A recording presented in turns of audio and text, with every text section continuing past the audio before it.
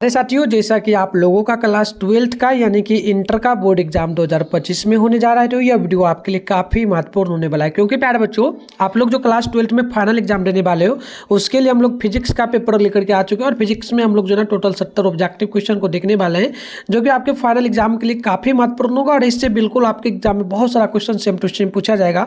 तो आप इन सारे क्वेश्चन को याद कर लेना। और इसी चैनल पर प्यारे बच्चों, आप साइंस वाले बच्चे हो तो शाम में जो ना 7:30 पे फिलहाल अभी आपका डेली क्लास चल रहा है। और ये टाइम ये चेंज भी हो सकता है, 7 बजे भी किया जा सकता है, बट अभी फिलहाल 7:30 बजे चल रहा है। और अगर चेंज होगा तो हम आपको नोटिफिकेशन के माध्यम से बता देंगे। इसके अलावा हम आगे आपको व्हाट्सएप ग्रुप से आप कैसे ज्वाइन करेंगे, ये सारा चीज़ सिखा देंगे। तो आपसे ज्वाइन कर लेना, उसमें सारा चीज़ अपडेट वगैरह मिलता रहेगा। तो चलिए, विषय कोड 117 आपका रहेगा, सेट आपको यहाँ पर ए मिलने वाला है। और इसमें हम लोग क्वेश्चन वगैरह की बात करेंगे। तो 70 ऑब्जेक्टिव है, जिसमें से आपको कितनी 35 ऑब्जेक्टिव का जवाब देना है। 3 घंटा 15 मिनट का टाइम मिलेगा, 70 मार्क्स का एग्जाम होगा। बिना देरी कर तो आगे बढ़ेंगे।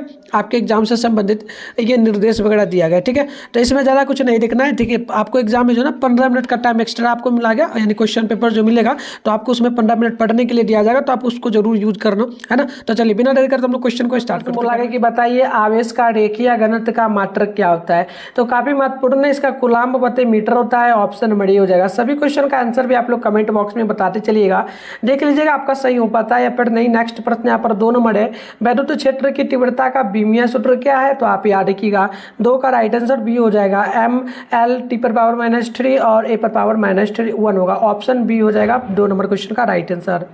अगली प्रश्न आप लोग देखेंगे तो यहाँ पर 2 नंबर प्रश्न 3 नंबर प्रश्न आपसे पूछा जा रहा है। और प्रश्न आपसे बोला जा रहा है कि बताइए 8 कूलाम्ब ऋण आवेश में उपस्थित इलेक्ट्रॉनों की संख्या कितनी होगी। तो बिल्कुल इसका ऑप्शन नंबर ये हो जाएगा, 5 गुना 10 पर पावर जो है ना, 5 गुना इस प्रकार से होगा, 10 पर पावर हो जाएगा 19, ठीक है। ऑप्शन नंबर आप लोग ए नंबर को याद रखिएगा। अगली प्रश्न यहाँ पर देख लीजिएगा, 4 नंबर है कि 5 कूलाम्ब के 2 बराबर तथा विपरीतीय आवेश परस्पर 5.0 दूरी पर रखे हैं, तो इस निकाय का वैद्युत द्विघूर्ण आघूर्ण क्या होगा। तो याद रखिएगा, इसका राइट आंसर हो जाएगा 4 का ऑप्शन बी, यानी कि 25 गुना 10 पर power -2 metre minus coulomb. Option number B हो जाएगा। चलिए आगे बढ़ते हैं 5 नंबर प्रश्न की। और 5 नंबर प्रश्न बोला जा रहा है आपसे, धातु के आवेशित गोलों के पृष्ठ से गोले के केंद्र की ओर जाने पर वैद्युत क्षेत्र क्या होता है। तो 5 का ऑप्शन नंबर डी नंबर हो जाएगा, सर्वत्र शून्य रहता है। ऑप्शन डी आप लोग याद रखिएगा। तो नेक्स्ट प्रश्न आप लोग यहाँ पर देख लीजिएगा, 6 नंबर बोला जा रहा है। प्रश्न बोला कि एक बंद पृष्ठ के अंदर n विद्युत द्विध्रुव स्थित है, तो बंद पृष्ठ से निर्गत कुल विद्युत फ्लक्स क्या होगा। तो याद रखिएगा, इसका ऑप्शन नंबर डी हो जाएगा 0। ऑप्शन डी बिल्कुल ही करेक्ट होगा। अगली प्रश्न 7 नंबर बोला जा रहा है कि निरक्षीय स्थिति में विद्युत द्विध्रुव के कारण वैद्युत विभव क्या होता है। तो याद रखिएगा, 7 का ऑप्शन सी हो जाएगा 0। इसका भी राइट आंसर सी होगा।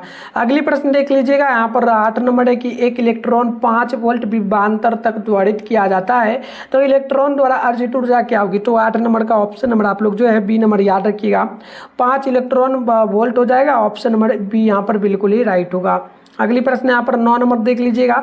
9 नंबर प्रश्न आपसे पूछा जा रहा है कि बताइएगा विद्युत क्षेत्र ई तथा विद्युत विभव वी के बीच क्या संबंध होता है। तो आपको याद रखना है, 9 नंबर का ऑप्शन हो जाएगा ई बराबर जो है ना -dV/dr। ऑप्शन नंबर ए हो जाएगा 9 नंबर क्वेश्चन का। चलिए आगे बढ़ते। तो अगली प्रश्न यहाँ पर देख लीजिए प्यारे बच्चों, प्रश्न आपसे यहाँ पर 10 नंबर बुला के आर दूरी पर रखे 2 वैद्युत द्विध्रुवों से बने निकाय की विद्युत स्थितिज ऊर्जा जो अनुक्रमानुपाती होता है कितनी के। तो नोट कर लीजिएगा, 10 नंबर का ऑप्शन डी हो जाएगा, ये आपका इनमें से किसी के बराबर नहीं होता है।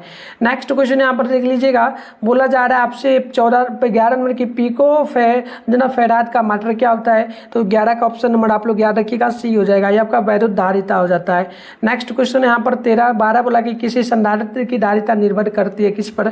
तो 12 का ऑप्शन सी हो जाएगा, प्लेटों के आवेश पर। ऑप्शन वो सी हो जाएगा करेक्ट। नेक्स्ट क्वेश्चन 13 है कि एक गोलियां चालक की धारिता 1.0 UF है, तो इसकी त्रिज्या क्या होगी। तो 13 नंबर का सी हो जाएगा 9 किमी, ठीक है। ऑप्शन नंबर याद रखिए 9 किलोमीटर हो जाएगा। ऑप्शन सी होगा। अगली क्वेश्चन यहाँ पर देखिएगा, बोला जा रहा है आपसे किसी धातु का पराविद्युतांक क्या होता है। तो याद रखिएगा 14 नंबर का राइट आंसर डी हो जाएगा, अनंत होता है। ऑप्शन डी बिल्कुल ही करेक्ट। अगली प्रश्न आप लोग देख लीजिएगा, 15 नंबर की निम्नांकित में से कौन एक संधारित्र द्वारा अवरुद्ध है। तो 15 नंबर का ऑप्शन हो जाएगा बी नंबर, यानी कि डीसी। ऑप्शन बी नंबर याद रखिएगा। अगली प्रश्न यहाँ पर देख लीजिए, आपके सामने 16 नंबर बोला जा रहा है कि 40 वाट तथा 60 वाट के दो बल्ब जो ना 220 वोल्ट स्रोत से जुड़े हैं तो जोड़े जाते हैं, तो उनके प्रतिरोध का अनुपात क्या होगा। तो इनके प्रतिरोध का अनुपात याद रखिएगा 16 का ऑप्शन डी हो जाएगा, 3:2 हो जाएगा। ऑप्शन नंबर बिल्कुल यहाँ पर जो है ना प्यारे बच्चों डी नंबर करेक्ट हो जाएगा। चलिए आगे बढ़ते हैं। नेक्स्ट प्रश्न आप लोग देखेंगे तो यहाँ पर 17 नंबर बोला जा रहा है। प्रश्न बोला कि किसी तार का प्रतिरोध यदि 500 जो है ना ओम है तो इसकी विद्युत चालकता क्या होगी। तो बिल्कुल याद रखिएगा, यहाँ पर मैं सोल्यूशन वगैरह नहीं कर रहा हूँ, डायरेक्ट बता रहा हूँ, आप याद कर लेना। 0.002 ओम पर पावर -1 होगा। अगली प्रश्न आप लोग यहाँ पर देखेंगे तो 18 नंबर प्रश्न बोला जा रहा है और प्रश्न आपसे पूछा गया कि बताइए एन समान प्रतिरोधक पहले श्रेणी क्रम में तथा उसके बाद समानांतर क्रम में जोड़े जाते हैं तो अधिकतम तथा न्यूनतम प्रतिरोध का अनुपात क्या होगा। तो 18 नंबर का हो जाएगा ऑप्शन डी, नोट कर लीजिएगा, n पर पावर 2 हो जाएगा। चलिए नेक्स्ट प्रश्न यहाँ पर देखिए 19 नंबर की जो ना विभव मापी की सुग्रह जो ना विभव मापी की जो ना सुग्राहरता को बढ़ाने के लिए क्या होता है। तो याद रखिएगा यहाँ पर जो 19 नंबर का हो जाएगा ऑप्शन डी हो जाएगा, इसके तार की लंबाई बढ़ानी होगी, ऑप्शन हो जाएगा डी नंबर। अगली प्रश्न यहाँ पर देख लीजिए। अगली क्वेश्चन आपसे यहाँ पर बोला जा रहा है 20 नंबर और प्रश्न क्या बोला बताइए। अब वैद्युत संबंधित जो ना किरचॉफ का द्वितीय नियम संबंध रखता है किससे। तो 20 नंबर का हो जाएगा ऑप्शन नंबर सी यानी कि ऊर्जा संरक्षण से, ऑप्शन सी होगा। नेक्स्ट प्रश्न 21 नंबर बोला गया कि निम्नलिखित में से कौन चुंबकीय क्षेत्र की तीव्रता का मात्रक नहीं है। तो 21 नंबर का हो जाएगा डी नंबर यानी कि न्यूटन बटे एम्पियर पर स्क्वायर, ऑप्शन हो जाएगा D number. Next question 22 number को देख लीजिएगा जो है ना μ0 e⁻0 इस प्रकार से μ0 एंड e⁻0। तो इस पर पावर जो दिया गया ना -1/2 तो इसका मान कितने के बराबर होता है। तो याद रखिएगा 22 नंबर का ऑप्शन भी हो जाएगा, यह 3 × 10⁻10 इस प्रकार से होगा, 3 × 10⁻10 सेंटीमीटर यानी कि कह सकते हो cm/सेकेंड का, ऑप्शन नंबर हो जाएगा बी नंबर। चलिए आगे बढ़ते हैं। नेक्स्ट प्रश्न यहाँ पर बोला जा रहा है 23 नंबर और प्रश्न बोला कि एक समान चुंबकीय क्षेत्र बी में वर रेखाओं के समानांतर एक इलेक्ट्रॉन जिसका वेग ई है तथा वेग जो है ना आवेश ई है तथा वेग वी से चलता है तो इलेक्ट्रॉन पर लगने वाला बल क्या होगा। तो याद रखिएगा 23 नंबर का ऑप्शन ये हो जाएगा EV/EV हो जाएगा, ऑप्शन नंबर ये होगा। नेक्स्ट प्रश्न की ओर बढ़ते हैं। देखिएगा प्रश्न यहाँ पर 24 नंबर बोला जा रहा है, आपसे प्रश्न बोला कि समान दिशा में समान वेग से गति मान इलेक्ट्रॉन किरणपुंज की प्रकृति क्या होगी। तो याद रखिएगा 24 का ऑप्शन नंबर हो जाएगा ए नंबर यानी कि अभिसारी हो जाएगी। चलिए आगे बढ़ते हैं। तो चलिए प्यारे बच्चों नेक्स्ट प्रश्न देख लेते हैं। यहाँ पर देखिए 25 नंबर बोला गया कि चुंबकीय क्षेत्र जो ना विपर्दश यानी कि विपर्लैंगिक में स्थित जो ना स्मॉल एम पर रेगरिंग चुंबकीय आघूर्ण वाले धारा पास द्वारा अनुभूत बल आघूर्ण आर पर पावर जो है ना जो है यहाँ पर जे दिया जा रहा है, ठीक है। तो टी पर है ना, तो टी पर पावर रेगरिंग है तो इसका मान क्या होगा। तो बिल्कुल आप याद रखिएगा ये आपका जो ऑप्शन है टी पर पावर इस प्रकार से जगह रेगरिंग एंड एम पर बराबर एम पर पावर रेगरिंग और गुने बी पर पावर रेगरिंग, तो ऑप्शन ये हो जाएगा, याद रखिएगा। महत्वपूर्ण प्रश्न है सभी जो भी लेकर के आया हूँ। और 26 है कि जो ना स्वपरिक्वत्व का मात्रक क्या होता है, ऐसा मात्रक। तो 26 का हो जाएगा ऑप्शन नंबर जो ना डी नंबर, याद रखिएगा हेनरी का हो जाता है, एच हो जाएगा। अगली क्वेश्चन 27 देख लीजिएगा। बोला जा रहा है कि धातु से के बने किसी गोलक के चुंबकीय क्षेत्र में दोलन करने पर उसकी दोलन गति होती क्या है। तो 27 का हो जाएगा ऑप्शन नंबर जो ना बी यानी कि नोट कर लेना है अवमंदित, ऑप्शन नंबर बी हो जाएगा। नेक्स्ट प्रश्न यहाँ पर देख लीजिए 28 नंबर बोला गया डायनेमो के कार्य का सिद्धांत आधारित है किस पर। तो वो 28 का हो जाएगा ऑप्शन नंबर बी यानी कि नोट कर लेना विद्युत चुंबकीय प्रेरण पर। नेक्स्ट प्रश्न यहाँ पर 29 नंबर को देख लीजिएगा। बोला जा रहा है आपसे कि एक बंद चालक के निकट एक चुंबक जो ना चुंबक स्थित है, चालक में धारा उत्पन्न की जा सकती है। तो आप नोट कर लीजिएगा 29 का भी ऑप्शन डी होगा, चुंबक और चालक के आप बीच आपेक्षिक गति होता। अगली प्रश्न देख लीजिएगा। अब 30 नंबर बोला कि चल कुंडली गैल्वेनोमीटर में प्राप्त धारा का मान समानुपाती क्या होगा। तो आप 30 नंबर का याद रखेंगे, ऑप्शन ए हो जाएगा, ये आपका विक्षेप हो जाएगा थीटा के, ऑप्शन ए होगा। और क्वेश्चन यहाँ पर बोला जा रहा है 31 नंबर, एक गैल्वेनोमीटर की आमीटर में बदलने में जोड़ा जाता है किसको। तो 31 का हो जाएगा ऑप्शन यानी कि समानांतर में निम्न प्रतिरोध का। चलिए आगे बढ़ते हैं। नेक्स्ट प्रश्न यहाँ पर बोला जा रहा है 32 नंबर और 32 नंबर आपसे यहाँ पर पूछा गया कि धारावाही कुंडली के केंद्र पर उत्पन्न चुंबकीय क्षेत्र रहता क्या है? तो 32 नंबर का याद रखिएगा, ये जो है ना हमेशा कुंडली तल के लंबवत हमेशा रहता है, ऑप्शन बी हो जाएगा।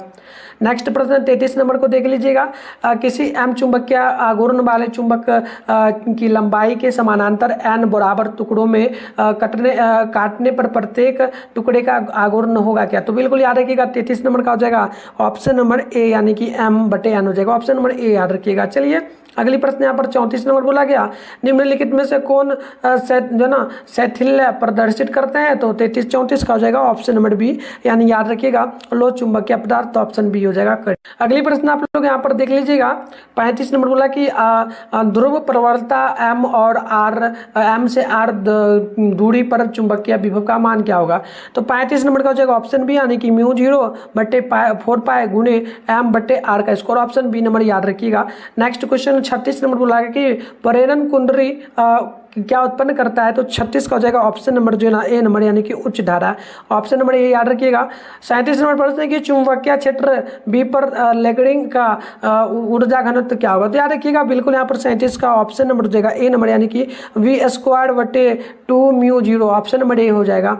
अगली प्रश्न देख लीजिएगा, 38 नंबर बोला जा रहा है आपसे कि तप्त तार एमीटर द्वारा प्रत्यावर्ती धारा का कौन मान मापा जाता है? तो 38 नंबर का ऑप्शन नंबर हो जाएगा सी नंबर, यानी कि मूल औसत वर्गमान, ऑप्शन नंबर सी हो जाएगा।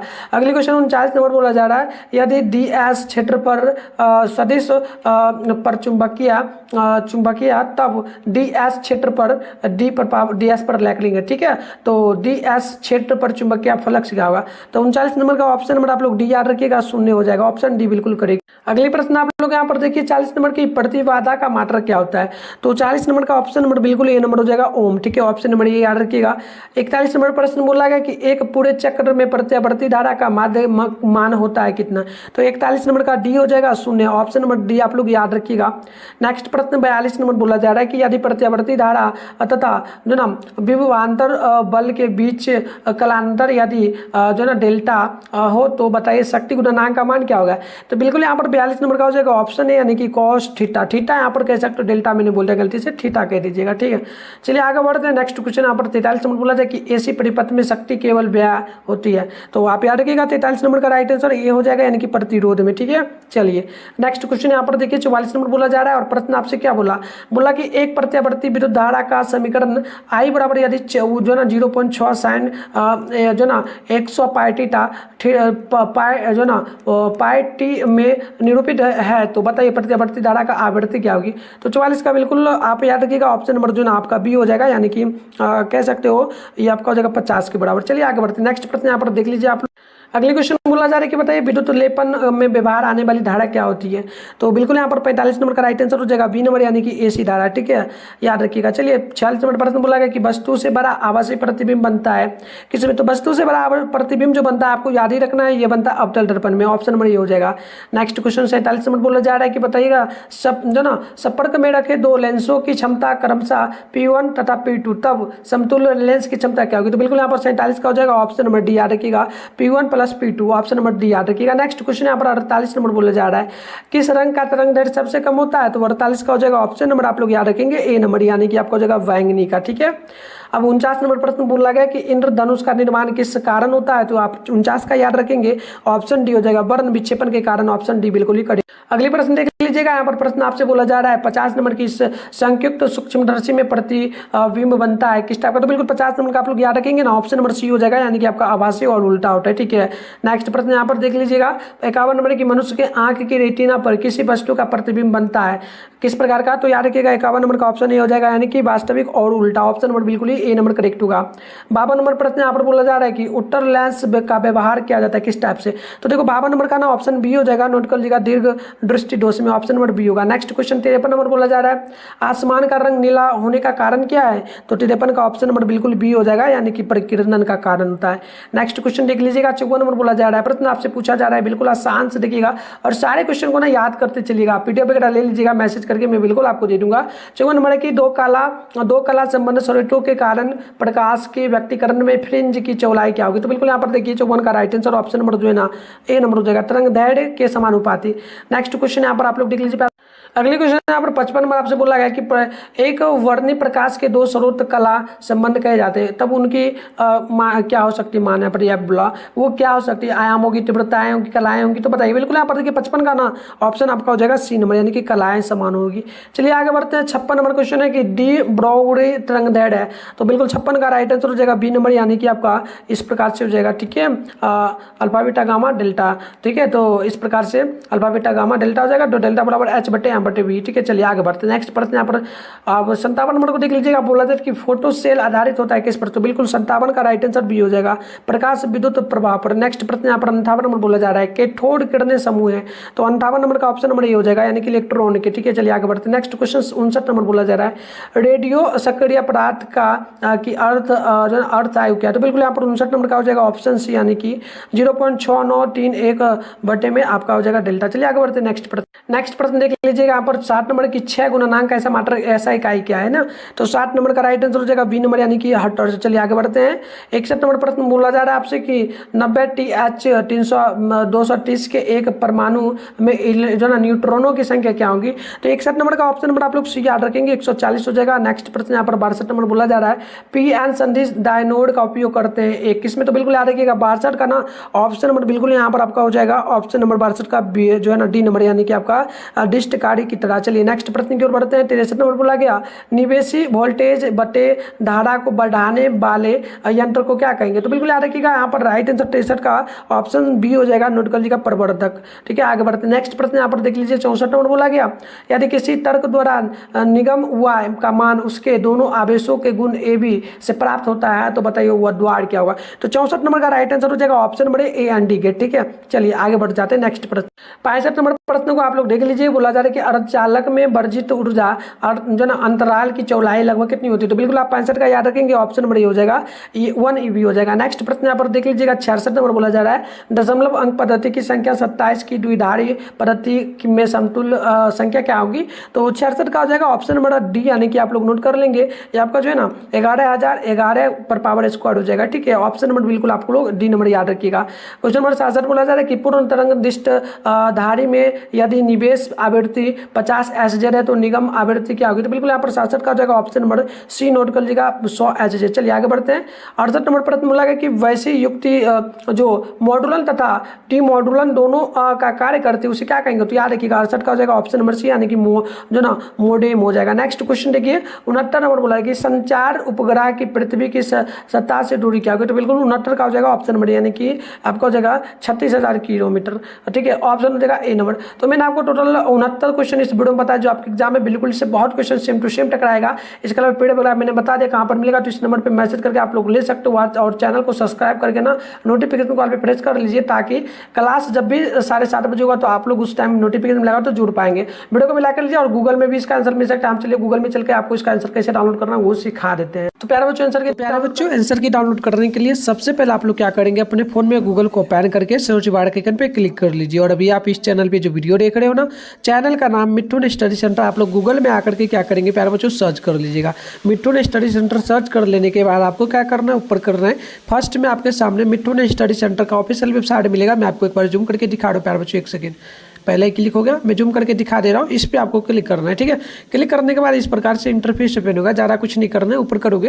फिलहाल यहाँ पर भी क्लास 12 का सेशन मिल रहा है, तो यहाँ पर भी क्लिक कर सकते हो। अगर नहीं भी करोगे यार तो नीचे आप पढ़ोगे, नीचे और भी यहाँ पर सेशन दिया गया है, आपको दिखा दे रहे हैं। ठीक है, तो नीचे बढ़ना है, यहाँ पर देखोगे आपके सामने क्लास 12 का सेशन मिल जाएगा। चलो थोड़ा सा नीचे आप लोग बढ़ोगे ना, यहाँ देख लेना, आप अच्छे से आना और क्लिक करके देखना। यहाँ पर देखो ये रहा क्लास 12 का सेशन। ठीक है, तो यहाँ पर देखो अपडेट किया हुआ मिल जाएगा। कुछ ही देर बाद आप जाओगे तो यहाँ पर अपडेट क्या मिलेगा, जिस प्रकार से यहाँ पर देखो क्लास 10 में आप लोग आते हो तो यहाँ पर देखो लिखा आपको मिल रहा है ना, class 10 board exam original question paper download 2025 Bihar board. इसी प्रकार से आपको 10 12 का जो सेशन है यहाँ पर वो सेम अपडेट हो जाएगा। ठीक है, तो आप डाउनलोड करके यहाँ से लिख पाओगे। इसके अलावा मैं नेक्स्ट वीडियो लाऊंगा, अगला क्लास केमिस्ट्री का होगा, बायो का होगा, हिंदी इंग्लिश का होगा, तो मैं उसमें भी अच्छे से बताऊंगा। ठीक है, तो सभी लोग तैयार रहिए और मिलते हैं हम लोग नेक्स्ट वीडियो में। तब तक के लिए बाय बाय।